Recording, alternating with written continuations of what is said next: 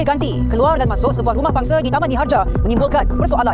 Siasatan awam mendapati penyewa rumah iaitu sekumpulan wanita warga asing menjalankan kegiatan pelacuran. Wartawan Tun Nizami Hashim menyertai operasi menggempur premis berkenaan bersama pasukan Ibu Pejabat Polis Daerah Ceras. Saksikan perinciannya.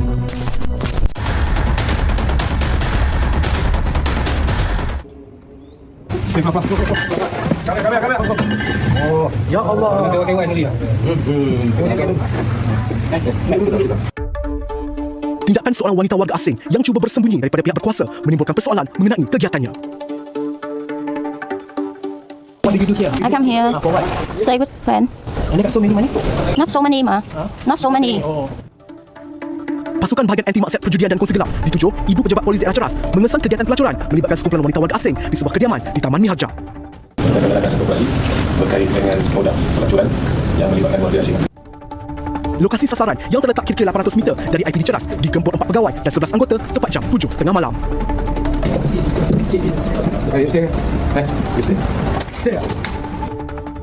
Sebuah premis di tingkat 10 ini dipercayai disewa oleh 7 orang gadis warga asing yang menjalankan aktiviti pelacuran kerana pemeriksaan di 3 buah bilik di rumah ini menemukan barang-barang untuk melakukan aktiviti seks seperti kondom dan juga gel pelincir. Siasatan awal mendapati mereka menggunakan laman sembang digital untuk mempromosikan perkhidmatan urutan seks bagi memancing pelanggan lelaki hidung belang. What's the conversation between you and the customer? You deal this kind of thing. Which conversation you use? No. Please show to us. So tak apa, kita percaya dia punya conversation di antara aplikasi dalam ni. Nanti kita semak balik. Begitupun, kesemua wanita warga asing ini dipercayai berpura-pura tidak fasih berbahasa Inggeris, kononnya untuk merahsiakan kegiatan maksiat yang dilakukan mereka. How long have you been in Malaysia? I just come here 2 weeks. 2 weeks ago. Yeah. What do you do here? I come here visit my friend here. Your friend, who is that guy just now? No, I don't know him. Huh? But how come he can be in your bedroom? I don't speak English. I don't understand what. You Sorry. understand? Yeah. You just injured me just now. A little. So there are a few condoms here. Whose condom is it? I don't know. Pemeriksaan lanjut di kediaman ini turut menemukan wang tunai ratusan ringgit dipercayai hasil kegiatan maksiat yang dilakukan oleh penghuni rumah tersebut. Pandai orang ni. Okay, you can speak English or not? You can speak English. Sit. Come. Bawa dulu. Dia kontrol ni. Banyak. So many money. Where are you working? Ini sebab duit ni ada di sini tu. Berikutan itu, siasatan terperinci dijalankan ke atas wanita warga asing berusia 35 tahun yang dipercayai bertindak sebagai ketua isi rumah ini. I stay here 4 years already. 4 years already. What do you do in Malaysia for 4 years? I work here. Okay. What kind of job you do? I massage. Massage. So where is the place to do massage? Here, at this house. So that guy just now come to massage. Yeah. What kind of massage? Massage like this one. Massage. Ketika pihak polis menjalankan pemeriksaan bagi mengumpul bahan bukti, bunyi ketukan dari bawah meja makan membongkar taktik licik seorang penghuni rumah ini yang cuba bersembunyi daripada pihak berkuasa.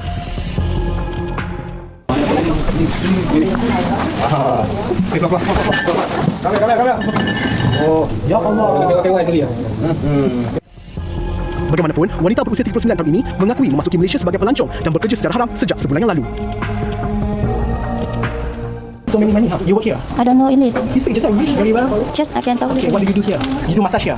Huh? How many men today you massage? 3. 3 men, only for today. How much will you charge him? Only 60. Huh? 60. 60? Yeah. For 1 hour? 30 minutes. 30 minutes. 60 ringgit 30 minit. Menurut Ketua Polis Daerah Ceras, ACP Zam Halim Jamaluddin, hukuman penjara maksimum 15 tahun atau denda atau kedua-duanya sekali boleh dikenakan ke atas pemilik rumah itu sekiranya didapati bersengkongkol dalam kegiatan pelacuran tersebut. Sebenarnya maklumat ini kita dapat melalui maklumat daripada orang awam. Ya, apabila kita telah mendapat maklumat daripada orang awam, kita telah menjalankan risikan selama lebih kurang 2 minggu bagi mengesahkan maklumat yang kita terima sebelum serbuan dilakukan. Jadi semasa serbuan dijalankan, kita tidak menjumpai sebarang dokumen perjalanan pada mereka. Walau bagaimanapun, setelah kita menjalankan siasatan lanjut, kita dapati bahawa Kehadiran lelaki bersilih ganti keluar dan masuk sebuah rumah pangsa di Taman Niharja menimbulkan persoalan. Siasatan awam mendapati penyewa rumah iaitu sekumpulan wanita warga asing menjalankan kegiatan pelacuran. Wartawan Tun Nizami Hashim menyertai operasi menggempur premis berkenaan bersama pasukan Ibu Pejabat Polis Daerah Ceras. Saksikan perinciannya.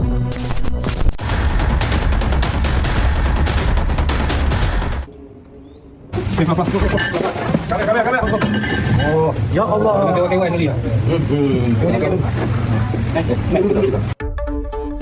Tindakan seorang wanita warga asing yang cuba bersembunyi daripada pihak berkuasa menimbulkan persoalan mengenai kegiatannya.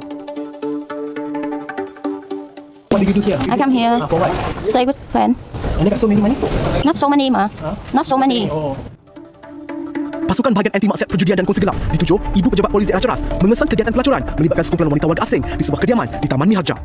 Kita melakukan satu operasi berkait dengan modal pelacuran yang melibatkan warga asing.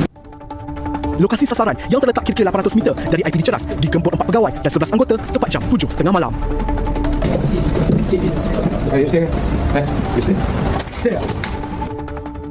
Sebuah premis di tingkat 10 ini dipercayai disewa oleh 7 orang gadis warga asing yang menjalankan aktiviti pelacuran. Kerana pemeriksaan di 3 buah bilik di rumah ini menemukan barang-barang untuk melakukan aktiviti seks seperti kondom dan juga gel pelincir. Siasatan awal mendapati mereka menggunakan laman sembang digital untuk mempromosikan perkhidmatan urutan seks bagi memacu pelanggan lelaki hidung belang. Yeah, what's the conversation between you and the customer? You deal this kind of thing. Which conversation you use? No. Please show to us. So tak apa, kita percaya dia punya conversation di antara aplikasi dalam ni. Nanti kita semak balik. Begitupun, kesemua wanita warga asing ini dipercayai berpura-pura tidak fasih berbahasa Inggeris. Kononnya untuk merahsiakan kegiatan maksiat yang dilakukan mereka.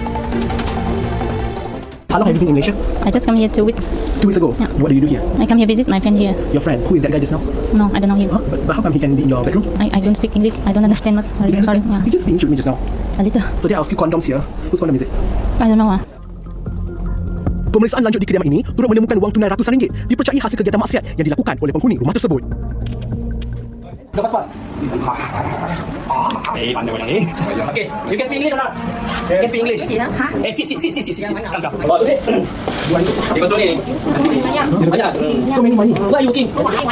Ini sebab duit ni ada di sini tu. Berikutan itu, siasatan terperinci dijalankan ke atas wanita warga asing berusia 35 tahun yang dipercayai bertindak sebagai ketua isi rumah ini. I stay here 4 years already. 4 years already. What do you do in Malaysia for 4 years? I work here. Okay. What kind of job you do? I massage. Massage. Yeah. So where is the place to do massage? Here, at this house. So that guy just now come to massage. Yeah. What kind of massage? Massage lagi semua. Massage. Ketika pihak polis menjalankan pemeriksaan bagi mengumpul bahan bukti, bunyi ketukan dari bawah meja makan membongkar taktik licik seorang penghuni rumah ini yang cuba bersembunyi daripada pihak berkuasa.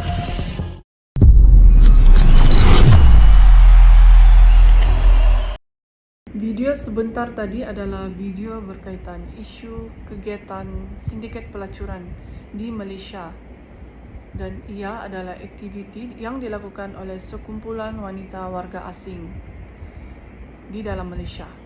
Terdapat 7 warga asing yang terlibat dalam aktiviti pelacuran dengan penglibatan seorang warga Thailand yang menguruskan aktiviti tersebut secara haram di dalam Malaysia.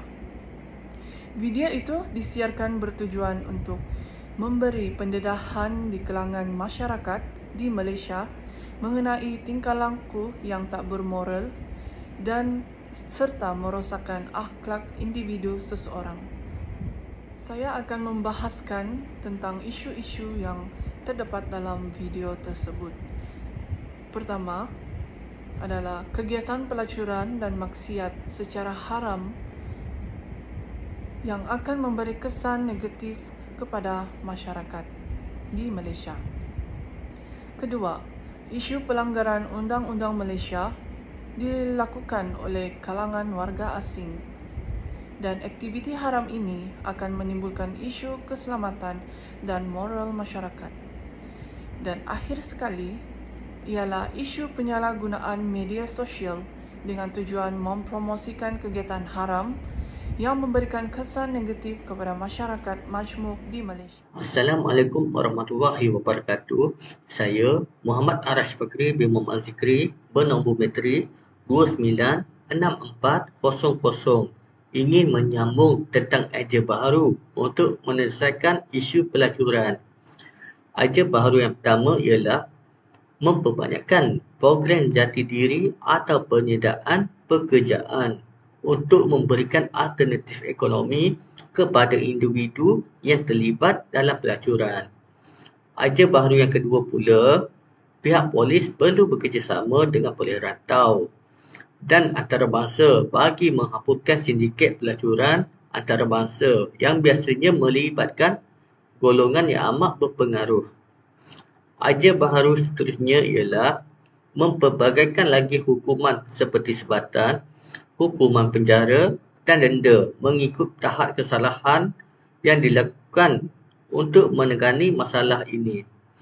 Selain itu, penambahan lagi petugas untuk mengawasi kawasan dan melapor jika ada kegiatan mencurigakan merupakan idea baharu bagi menyelesaikan isu pelacuran. Masyarakat juga perlu melaporkan tentang kegiatan pelacuran kepada pihak kuasa. Seterusnya, perlucutan visa dan senarai hitam perlu dikenakan bagi wanita warga asing, terutama sekali ibu ayam dan bapa ayam yang datang ke Malaysia supaya mereka tidak mempunyai peluang lagi untuk masuk semula ke negara ini. Idea lain bagi menyelesaikan masalah pelacuran ialah mengenakan hukuman mati terhadap sindiket-sindiket pelacuran atau dalang-dalang besar. Akhir sekali, dari segi pelaksanaan undang-undang, lesen untuk membuka pusat hiburan seperti disko dan pusat urut perlu diperketatkan supaya pihak berkuasa dapat mengawasi segala aktiviti pusat hiburan dengan lebih efektif. Assalamualaikum, nama saya Nafasah binti Roslan, bernombor metrik 296505. Seterusnya saya akan menyambung tentang domain analisa falsafah. Terdapat 5 domain analisa falsafah. Yang pertama ialah faktor dalaman. Faktor dalaman merujuk kepada elemen yang berasal dari diri wanita itu sendiri, seperti kehendak, rasa kecewa dan sebagainya. Domain yang kedua ialah faktor luaran. Faktor luaran adalah faktor yang tidak langsung berasal dari individu wanita itu, tetapi melalui faktor luaran yang mempengaruhi untuk melakukan tindakan tersebut. Faktor yang ketiga ialah faktor ekonomi. Tekanan ekonomi, terutamanya dari segi kemiskinan yang berpanjangan, mendorong seseorang itu melakukan seks untuk mendapatkan wang. Biasanya pemilik rumah pelacuran mencari wanita dari golongan miskin dan berpendidikan rendah. Yang keempat ialah faktor sosiologi. Perubahan dan perkembangan sosial budaya yang kian pesat boleh menyebabkan ketidakupayaan banyak individu untuk menyesuaikan diri. Dan yang terakhir ialah faktor psikologi. Faktor psikologi memainkan peranan penting dalam mendorong wanita untuk terlibat dalam pelacuran. Jika Malaysia melaksanakan strategi yang dicadangkan untuk memerangi pemerdagangan manusia dan isu hamba seks, beberapa hasil positif boleh dijangkakan. Pertama, pengurangan insiden pemerdagangan manusia, rangka kerja undang-undang yang lebih kukuh dan langkah-langkah penguatkuasaan undang-undang boleh membawa kepada pengurangan ketara dalam insiden pemerdagangan manusia. Peningkatan kesedaran dan pelaporan. Melaksanakan kempen kesedaran dan pendidikan membawa kepada masyarakat yang lebih bermaklumat dan berwaspada. Dengan mendidik masyarakat tentang tanda-tanda pemerdagangan dan eksploitasi, hak individu Malaysia boleh memperkasakan mangsa yang berpotensi untuk mendapatkan bantuan dan melaporkan aktiviti yang mencurigakan. Ketiga, peningkatan sokongan untuk mangsa. Pelaksanaan program sokongan dan perlindungan untuk mangsa juga boleh menghasilkan hasil pemulihan dan penyepaduan semula yang lebih baik. Keempat dan yang terakhir sekali ialah pengiktirafan dan kerjasama antarabangsa. Dengan melaksanakan strategi ini, Malaysia boleh mengukuhkan kedudukannya dalam usaha memerangi pemerdagangan manusia dan isu hamba seks secara global.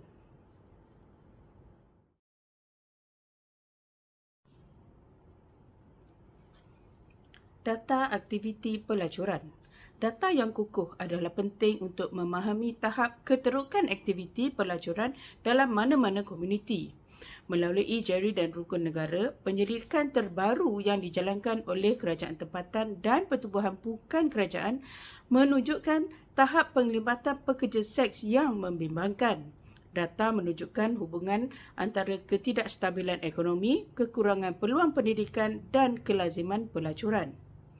Cara penyelesaian melalui jari dan rukun negara pertama ialah melalui pembelajaran pendidikan seks yang komprehensif. Pendidikan seks yang komprehensif ialah strategi penting untuk menangani faktor atas yang membawa kepada pelacuran.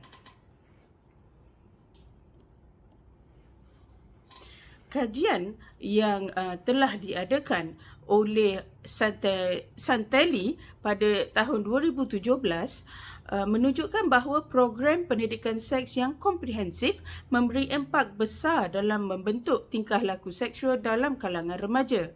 Melalui pembelajaran ini, ianya dapat mengurangkan bilangan pasangan seksual dan mengurangkan peluang melakukan hubungan seks tanpa perlindungan. Malah, program ini memperkasakan individu dengan pengetahuan yang diperlukan. Dalam melaksanakan program pendidikan seks yang disesuaikan, boleh menjadi transformatif melalui penyediaan pendidikan yang sesuai dengan umur dan sensitif budaya. Selain pendidikan, kerjasama NGO dengan agensi kerajaan juga terbukti berkesan. Kajian kes di Thailand menunjukkan kejayaan pendekatan kolaboratif di mana NGO menyediakan perkhidmatan sokongan dan agensi kerajaan memastikan perlindungan undang-undang untuk pekerja seks. Model kerjasama yang sama boleh dijalankan di Malaysia untuk memanfaatkan kekuatan kedua-dua sektor untuk menangani pelbagai cabaran berkaitan pelacuran. Oleh itu, memanfaatkan kekuatan kepakaran dua-dua NGO dan agensi kerajaan bakal memberi respons yang lebih komprehensif dan sesuai. Seterusnya, jangkauan komuniti dan kaunseling. Jangkauan komuniti dan kaunseling muncul sebagai komponen kritikal dalam menangani isu pelacuran. Seperti kajian yang dilakukan oleh Panchanades Warren pada tahun 2008. Kajian ini menunjukkan keberkesanan campur tangan dalam komuniti untuk mengurangkan tingkah laku seksual. Menerapkan penemuan ini dalam konteks rukun negara mampu mewujudkan program jangkauan komuniti yang penting. Assalamualaikum. Saya Muhammad Fazli Ihsan, nombor metrik 295856 akan membentangkan tentang langkah menangani masalah sindiket pelacuran dengan menggunakan aspek falsafah pendidikan kebangsaan dari aspek Jerry iaitu jasmani, emosi, rohani dan juga intelek dan rukun negara. Yang pertama dari segi jasmani iaitu fizikal. Berdasarkan falsafah pendidikan kebangsaan, dari segi jasmani dapat dilakukan dengan mempertimbangkan keselamatan fizikal dan kesihatan wanita yang terlibat dalam pelacuran. Hal ini dapat dilakukan dengan membangunkan program penjagaan kesihatan untuk mereka yang terlibat, termasuk pemeriksaan kesihatan berkala dan akses kepada rawatan yang layak. Akses kepada pemulihan kesihatan ini sangat penting bagi mengelakkan sebarang penyakit seperti HIV dan juga AIDS. Seterusnya, emosional. Sokongan emosi dan psikologi turut memainkan peranan yang penting dengan cara memberikan bantuan psikososial, kaunseling atau terapi untuk membantu wanita yang terlibat menghadapi tekanan emosi, trauma atau gangguan mental. Program pendidikan emosi dan kesedaran diri juga dapat mengajar orang ramai bagaimana untuk menjadi lebih sedar tentang emosi mereka dan bagaimana untuk mengelola emosi mereka dengan betul. Seterusnya dari segi aspek Jerry yang ketiga iaitu rohani.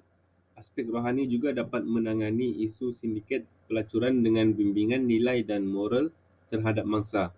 Hal ini dapat dilakukan dengan membina program yang menekankan prinsip moral dan spiritual untuk membantu individu memahami kesan negatif pelacuran terhadap masyarakat dan diri mereka sendiri. Sokongan rohani dan bimbingan agama juga memainkan peranan yang penting kepada mereka yang berada dalam keadaan sukar. Dan yang terakhir dari aspek Jerry iaitu intelek.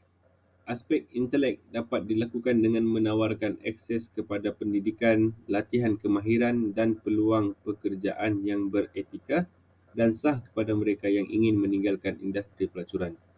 Selain itu, pendidikan hak asasi manusia dan undang-undang juga penting bagi mengajar orang ramai tentang hak mereka. Kesetaraan gender dan undang-undang yang melindungi mereka daripada penindasan dan eksploitasi. Dari aspek rukun negara, prinsip seperti kesopanan dan kesusilaan dan kepelbagaian yang kaya boleh digunakan untuk menyelesaikan masalah ini dengan lebih baik dalam konteks rukun negara. Melalui kaedah ini, perkara seperti yang pertama, memperkukuhkan nilai-nilai kesopanan dan kesusilaan, nilai-nilai kesopanan dan kesusilaan dapat dikukuhkan dengan menyediakan program pendidikan awam yang menekankan betapa pentingnya menjadi orang yang baik dan berbudi bahasa dalam masyarakat. Hal ini secara tidak langsung dapat meningkatkan kesedaran tentang kesan negatif pelacuran terhadap masyarakat dan individu. Yang kedua, menghormati kepelbagaian dan martabat individu. Nilai ini dapat memastikan bahawa setiap orang, terutamanya wanita yang terlibat dalam pelacuran, dihargai dan diberi peluang untuk mengubah kehidupan mereka dengan cara yang adil dengan memperkenalkan program untuk menawarkan peluang pendidikan, latihan kemahiran dan peluang pekerjaan kepada mereka yang ingin meninggalkan industri pelacuran. Pendekatan FPK iaitu JERI yang holistik digabungkan dengan prinsip-prinsip rukun negara secara tidak langsung boleh membantu masyarakat bagi membentuk masyarakat yang lebih selamat dan beretika sambil menghormati martabat individu dan menyelesaikan masalah sindiket pelacuran secara keseluruhan. Sekian, terima kasih. Seterusnya, impak kepada individu. Akhlak merupakan cermin dan peribadi seseorang individu. Oleh itu, akhlak sangat penting dalam kehidupan seharian seseorang individu. Individu yang mempunyai akhlak yang baik akan dipandang mulia dan tinggi, manakala individu yang tidak mempunyai akhlak yang baik akan dipandang serol dan dicemuh oleh masyarakat sekeliling. Akhlak yang baik seharusnya dihiasi dengan keimanan dan ketakwaan kepada Allah. Namun begitu, kebanyakan remaja pada hari ini, terutamanya remaja Muslim, mempunyai akhlak yang begitu memalukan bangsa, agama dan negara. Banyak kejadian seperti pembuangan bayi, zina, perjudian, budaya hormon seksual dan penagihan dadah dilakukan oleh remaja Muslim pada hari ini, yang kebanyakan mereka berpaksikan dan bertujangkan nafsu serta amalan yang dipengaruhi oleh budaya-budaya barat dan asasnya mungkin akan berpunca daripada kurangnya pegangan agama pada diri mereka. Tidak dapat dinafikan juga kesan kerutuhan akhlak akan memberikan kesan yang mendalam kepada diri individu. Pengajaran yang dapat kita perolehi ialah tidak ramai di antara kita sanggup menyelami dan mengupas isu ini dengan lebih mapan. Masyarakat hari ini memandang buruk terhadap golongan ini tanpa sedar akan satu hakikat bahawa setiap insan tidak pernah lari dari melakukan kesilapan. Janganlah kita mengeluarkan kata-kata kesat terhadap mereka. Hal ini akan menaikkan kemarahan mereka di samping menjatuhkan martabat kita di hadapan mereka. Mereka perlu menyadari bahawa perlakuan mereka memerdagangkan tubuh akan memberi kemudaratan kepada mereka dari segi aspek kesihatan. Di samping itu, golongan ini juga menerima kutukan daripada Allah SWT dan masyarakat memandang serong akan golongan ini. Selain itu, aktiviti pelacuran ini telah tergelincir daripada landasan norma kehidupan budaya timur yang diamalkan oleh masyarakat. Sesungguhnya, semua agama di dunia ini menuntut penganutnya untuk berperibadi mulia dan menjaga maruah diri mereka dengan baik. Sekian, itu sahaja dari grup kami. Terima kasih. Bagi pembelajaran kendiri untuk topik yang kami telah kaji ialah tugas bagi ahli kumpulan ini adalah untuk mencari maklumat berkaitan dengan sindiket pelacuran, dan setiap ahli kumpulan ini memainkan peranan masing-masing untuk mengkaji tentang sindiket tersebut. Ahli kumpulan kami akan dibahagikan mengikut kawasan tanggungjawab yang telah dipersetujui. Di antaranya adalah objektif kajian ini, masalah dan penyelesaian serta impak pengajaran melalui kegiatan sindiket pelacuran. Maklumat yang telah dikumpul adalah daripada pelbagai sumber, iaitu melalui media sosial, Keratan Akhbar, majalah serta video. Kami sebagai kumpulan daripada pelbagai latar belakang telah memberi usaha secara kolektif untuk menghasilkan satu video refleksi yang mentelitikan kegiatan pelacuran, merangkumi pelbagai aspek yang telah dikaji.